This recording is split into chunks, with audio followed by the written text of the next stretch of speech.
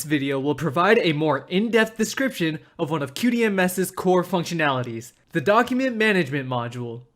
Predominantly in this module, users can create or upload documents in different formats to the corporate memory database. Before being published, these documents will undergo the appropriate approval process designated by target quality standards. In the meantime of being approved, documents will remain as a saved draft, not viewable or accessible to the rest of the users in the system. On top of the approval process to the publishing of a document, QDMS will keep record of the document's revision history. The Quality Records Management tool can provide version control and mandate the retention of a document. With that said, the accessibility of a document is based on user authorizations, meaning somebody may only be able to view documents of their team or department, or they may only have the permission to view a document but not edit it. QDMS's core document management module provides the option of sending a document to a fellow employee with an embedded link in an email notification. Speaking of which, the email notification system makes it so that if someone is required to read or approve a document, there will be an email notification on top of it being added and accessible from the home menu under a pending task.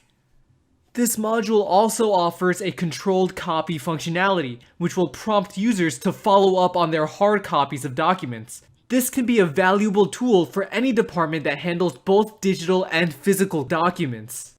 All of the actions described in this module thus far will be recorded in the system for generating reports.